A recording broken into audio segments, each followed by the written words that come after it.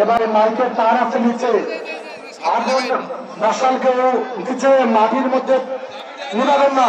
মাইকের তার আছে নিচে, প্লিজ। মাইকের তার নিচে আছে, মাইকের তার নিচে আছে। মাইকের তারের মধ্যে কেউ আগুন নিবাবেন না। বা তিস্তা পারে মানুষ আজ জেগে উঠেছে।